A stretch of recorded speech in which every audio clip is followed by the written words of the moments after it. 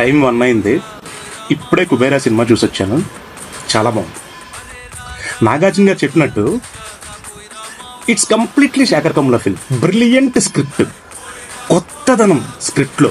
Brilliance అని ఎందుకంటున్నానంటే ధనుష్ చేసిన క్యారెక్టర్ తెలుగులో ఏ హీరో కూడా చేయడు. ఎందుకంటే ఆ రియాలిటీ, ఆ బెగ్గర్ క్యారెక్టర్ అనేది ఎవరు చేయరు. ఎందుకంటే నాకు తెలిసి ఫ్యాన్స్ ఒప్పుకోరో సంథింగ్, చాలా చాలా లిమిటేషన్స్ ఉంటాయి. మరి శేఖర్ కమ్ముల గారు తెలుగులో ఈ స్టోరీ స్క్రిప్ట్ నాగార్జున గారితో పాటు ఇంకెవరికైనా చెప్పారో చెప్పలేదో మనకు తెలియదు, కానీ చెప్పినా సరే చేయరు. ఇది 100%. ఆ రియాలిటీ అనేది తమిళ్ హీరోస్ మాత్రమే చేయగలరు.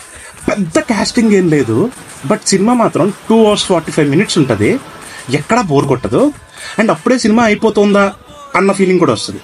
అంత బాగుంది సినిమా. ధనుష్ క్యారెక్టర్ మాత్రం, ధనుష్ చేసిన యాక్టింగ్ మాత్రం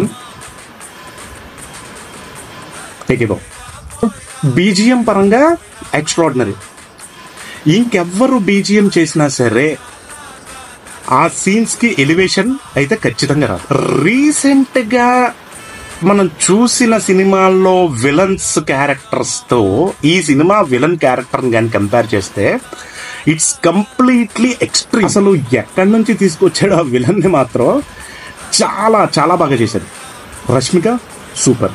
సో నాగార్జున క్యారెక్టరైజేషన్ కొంచెం తగ్గింది అనిపించింది బేసికల్లీ. యాక్చువల్ నేను నాగార్జున ఫేవరెట్, బట్ ఫ్రాంక్లీ మాట్లాడుకోవాలంటే నాగార్జున క్యారెక్టరైజేషన్ ఇంకా బాగా చెయ్యొచ్చేమో అనిపించింది. అండ్ ఇంకొకటి ఏంటంటే నాగార్జున చచ్చిపోతాడు సినిమాలో.